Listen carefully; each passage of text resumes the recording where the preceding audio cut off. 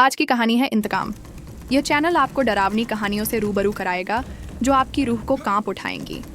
हम आपके लिए भूतों, भूतिया जगहों और अनसुलझी मुसीबतों से भरी ये कहानियाँ लेकर आते हैं। इस चैनल पर आप डरावनी कहानियों का आनंद ले सकते हैं और सुनने वाले भी अगली रात की तलाश में नींद से उठ जाएंगे।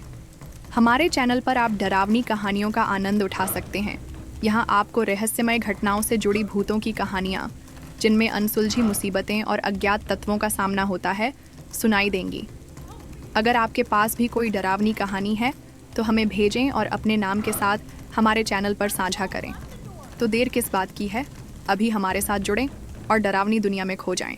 यह कहानी शुरू होती है एक हंसते खेलते परिवार के साथ, लेकिन इसका ऐसा दुखद अंत होगा, यह किसी ने सोचा नहीं था। शिखर और अवंतिका दोनों की शादी को 2 साल हुए थे। आज शिखर के छोटे भाई रौनक की शादी पक्की हो गई थी। अमृता और रौनक दोनों एक दूसरे से प्यार करते थे। कुछ ही दिनों में दोनों की शादी होने वाली थी। रौनक और शिखर के माता पिता बचपन में ही चल बसे थे। शिखर ने छोटी उम्र से ही काम करना शुरू कर दिया था। उसका एक ही सपना था, अपने साथ साथ रौनक को भी पढ़ा लिखा कर काबिल बनाना। शिखर का सपना आज पूरा हुआ था। रौनक एक बहुत बड़ी कंपनी में मैनेजिंग डायरेक्टर बन गया था। आज अमृता, जिसे वह बहुत चाहता था, वह भी उसकी जिंदगी में आने वाली थी। शिखर, अवंतिक और रौनक तीनों अमृता के घर बैठे थे, शादी की बात कर रहे थे। सारी बातें तय हो जाने के बाद तीनों उठकर खड़े हो गए। शिखर ने अमृता के पापा से कहा, अंकल आप शादी की तारीख निकलवा लीजिए, और हाँ, हम शादी बहुत ही सिंपल करना चाहते हैं, तो ज़्यादा परेशान मत होना, शादी का सारा इंतज़ाम मैं देख लूँगा। अमृता के पापा जगवीर जी ने कहा, बेटा तुमसे बात करके तो मेरा मन ही हल्का हो गया, तुम चिंता मत करो, मैं सब कर लूँगा। शिखर ने अवंतिका की ओर इशारा किया, दोनों विदा लेकर चल दिए। बाहर आकर रौनक ने कहा, भैया आप भाभी को लेकर चलो, मैं थोड़ी देर में आता हूँ। ये सुनकर शिखर ने उसे घूरते हुए कहा, तुझे पता है ना रात कितनी हो गई है, सुनसान रास्ता है, जंगल भी पड़ता है, चल हमारे साथ। अवंतिका ने कहा, ओफो आप भी ओल्ड फैशन हो, इसे थोड़ा सा टाइम दीजिए। अमृता के साथ बिताने के लिए इन दोनों की ज़िंदगी का आज बहुत बड़ा दिन है। यह सुनकर शिखर हंसने लगा। रौनक को वहीं छोड़कर दोनों वापस चल दिए। शिखर जल्द से जल्द घर पहुंचना चाहता था। रास्ते का कुछ हिस्सा जंगल से होकर गुजरता था, जहां स्ट्रीट लाइट भी नहीं थी। शिखर बहुत संभल कर गाड़ी चला रहा था। शिखर ने अवंतिका से कहा, जानती हो अवंतिका, मुझे अपनी शादी की जितनी खुशी नहीं हुई थी, उससे ज़्यादा आज हो रही है। आज ऐसा लग रहा है जैसे मेरा सपना पूरा हो रहा है। मैंने रौनक को अपने बेटे की तरह पाला है, उसकी शादी से बढ़कर खुशी मेरे लिए कुछ नहीं हो सकती। अवंतिका बोली, हाँ मैं समझ सकती हूँ, मेरे पापा ने जब मेरी शादी पक्की की थी तो वो भी कितना खुश थी। आज तुम वही खुशी महसूस कर रहे हो। तभी गाड़ी को तेज़ झटका लगा, जैसे गाड़ी किसी चीज़ से टकराई हो। शिखर और अवंतिका घबरा गए। शिखर ने फटाफट ब्रेक लगाए। अवंतिका की चीख निकल गई।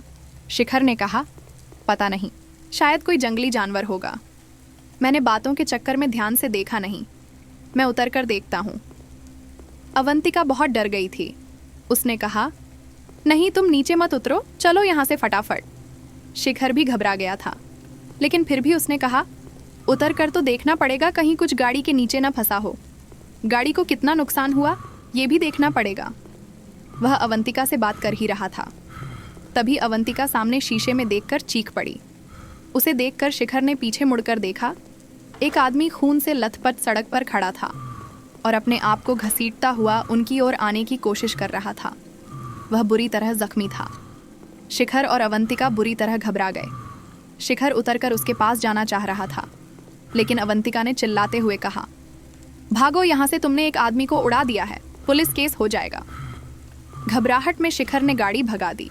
फिर उसने सामने शीशे में देखा, वो आदमी गिर पड़ा था और हाथ जोड़कर मदद के लिए पुकार रहा था। शिखर घबराहट में गाड़ी भगाता हुआ बहुत दूर निकल गया। अवंतिका अब भी रो रही थी।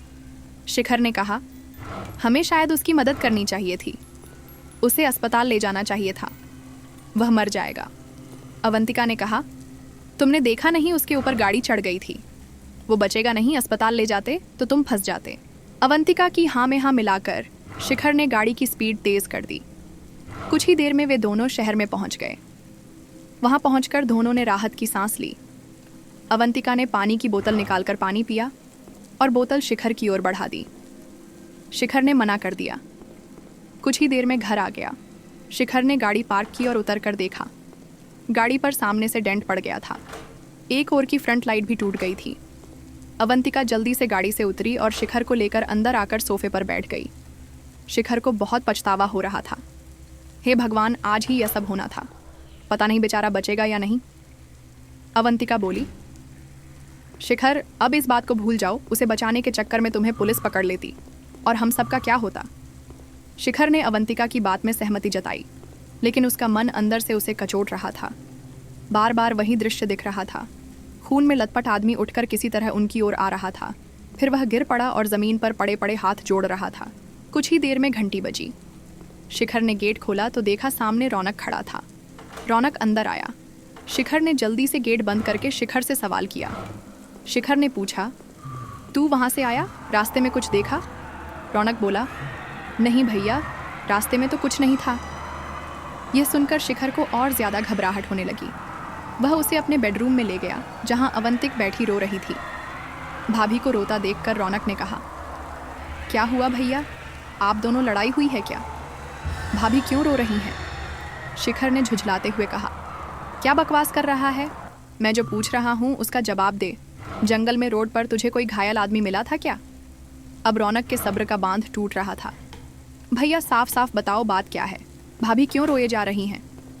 शिखर उसे सारी बात बता देता है। यह सुनकर रौनक सिर पकड़कर बैठ जाता है। हे भगवान, ये क्या कर दिया आपने? लेकिन उस रास्ते पर तो कोई नहीं मिला।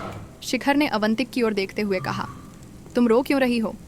सकता है कोई उसे उठाकर अस्पताल ले गया हो। रौनक भी शिखर की बात का समर्थन करता है और अवंतिका को दोनों चुप कराने की कोशिश करते हैं। तीनों सोने चले जाते हैं। शिखर और अवंतिका अपने बेडरूम में लेटे थे। नींद किसी को नहीं आ रही थी। उधर रौनक भी जाग रहा था। जंगल में घायल पड़े उस आदमी के साथ क्या हुआ, यह सब जानना चाहते थे। रात के गहरे सन्नाटे में वह करीब 40 साल का आदमी, जो कि आखिरी बस छूट जाने के कारण ही पैदल अपने गांव की ओर जा रहा था, वह जल्दी जल्दी कदम बढ़ा रहा था। उसे पता था इस जंगल में रात को 12 बजे के बाद शैतानी ताकतों का कब्जा हो जाता है, इसीलिए वह जल्दी जल्दी कदम बढ़ा रहा था। तभी उसे पीछे से एक कार आती दिखाई दी। उसने सोचा उससे लिफ्ट मांग लेता हूँ। वह मुड़कर हाथ दे रहा था, लेकिन जिस कार से वह सहारे की उम्मीद कर रहा था, उसी ने उसे कुचल दिया।